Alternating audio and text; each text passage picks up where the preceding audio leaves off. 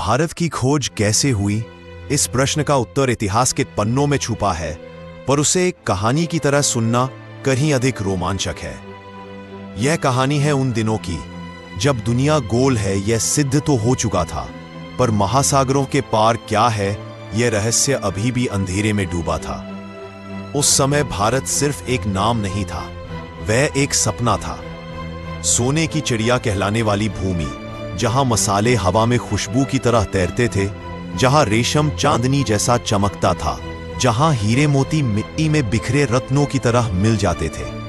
परंतु उस स्वर्ग लोक तक पहुंचने का मार्ग हर किसी को पता नहीं था। समय था 15वीं सदी का। यूरोप व्यापार में पीछे छूट रहा था। अरब व्यापारियों के पास भारत आने का समुद्री और थल मार्ग दोनों का नियंत्रण था, और यूरोपीय देशों को भारत से मसाले, रेशम और कीमती पत्थरों की खनक सुनाई देती थी, पर मार्ग बंद था। हर राजा, हर व्यापारी एक ही सवाल पूछता था, आखिर भारत पहुंचा कैसे जाए? यह सवाल उतना ही बड़ा था जितना महासागर का रहस्य। पुर्तगाल के एक युवा नाविक वास्को दा गामा के हृदय में एक आग थी। वो दूसरों की तरह सुनकर संतुष्ट नहीं था। वो भारत को अपनी आंखों से देखना चाहता था, उसकी धरती को छूना चाहता था। उसने पुर्तगाल के राजा मैनुएल प्रथम से कहा, मुझे अवसर दीजिए, मैं समुद्र के रास्ते भारत ढूंढ निकालूंगा। चाहे तूफान मार डाले या समुद्र निगल जाए, मैं लौटूंगा सिर्फ सफलता लेकर। यात्रा की तैयारियां एक युद्ध से कम न थीं।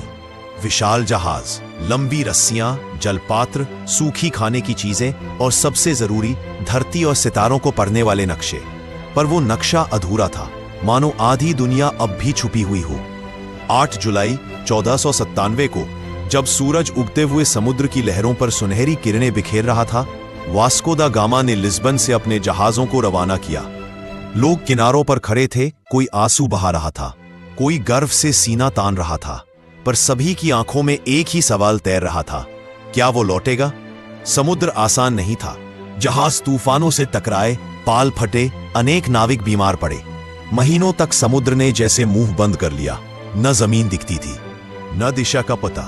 रात को आकाश के सितारे मानो रास्ता बताते, पर दिन में नीला आसमान और नीला समंदर दोनों मिलकर आंखों को धोखा देते। कई नाविकों ने हार मानना चाहा। समंदर हमें रोक सकता है पर हरा नहीं सकता। वास्को दा गामा की आवाज गूंज उठी, भारत सामने है, बस धैर्य रखो। आखिर एक दिन एक नाविक चिल्लाया, जमीन।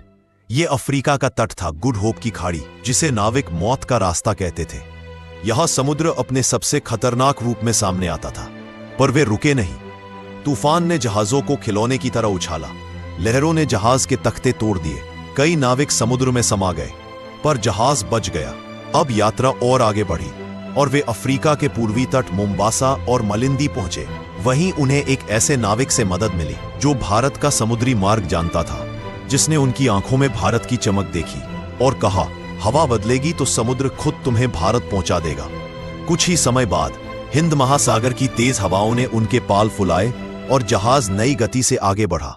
लहरों ने अब सहयोगी का रूप ले लिया, मानो वे स्वयं उन्हें भारत तक ले जाना चाहती हो। और फिर 20 मई 1498 की सुबह वह क्षण आया जिसने इतिहास बदल दिया।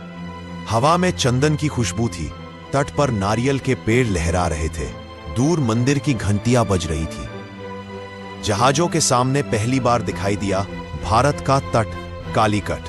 नाविकों ने धरती पर कदम रखते ही घुटनों पर बैठकर चूम लिया, मानो वे किसी पवित्र भूमि पर पहुंचे हो। लोगों की आंखों में आंसू थे। वह सिर्फ भारत की खोज नहीं थी, वह जीवन की सबसे बड़ी विजय थी। कालीकट के राजा समुद्रगुप्त ने उनका भव्य स्वागत किया। बाजारों में मसालों की खुशबू, रेशम की मुलायम चमक और हीरों की चकाचौंध ने उन्हें चकित कर दिया। भारत केवल व्यापार का केंद्र नहीं था, यह संस्कृति, ज्ञान और आत्मा का खजाना था। यहाँ के लोग तारों की भाषा समझते थे, आयुर्वेद से रोग मिटाते थे, खगोल शास्त्र से दिशा बताते थे और कला से दुनिया को सुंदर बनाते थे। वास्को दा गामा ने राजा से कहा, मैं पुर्तगाल की ओर से व्यापार करना चाहता हूं, और यह प्रस्ताव स्वीकार किया गया। पहली बार यूरोप और भारत करीब आए, व्यापार का नया युग शुरू हुआ, दुनिया बदल गई। लेकिन यह कहानी यहीं खत्म नहीं होती।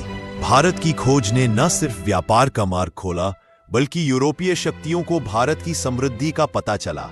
और आने वाले समय में व्यापार की जगह लालच आ गया। पुर्तगाली, डच, फ्रांसीसी और अंग्रेज सभी भारत की भूमि को अपने कब्जे में लेना चाहते थे। यह खोज आगे चलकर संघर्षों, युद्धों और औपनिवेशिक शासन का कारण बनी। पर यही खोज उन क्रांतिकारियों को भी जन्म देती है जिन्होंने कहा, यदि कोई हमारी धरती को छूना चाहता है तो वह सम्मान के साथ आए, हम गुलामी स्वीकार नहीं करेंगे। और फिर शुरू हुआ स्वतंत्रता का महान संघर्ष, जिसमें रानी लक्ष्मीबाई, भगत सिंह, सुभाष चंद्र बोस, महात्मा गांधी जैसे वीरों ने बलिदान दिया। 1498 में भारत को समुद्री मार्ग से खोजा जरूर गया था, पर असली भारत दुनिया ने समझा 15 अगस्त 1947 को, जब भारत स्वतंत्र हुआ और पूरी दुनिया ने कहा, यह देश सिर्फ भूमि नहीं, यह आत्मा है, इसे जीतना नहीं, सम्मान देना चाहिए। आज जब हम पीछे मुड़कर देखते हैं तो पाते हैं कि भारत कभी खोया हुआ नहीं था, बस दुनिया को उसकी खोज करने में समय लगा।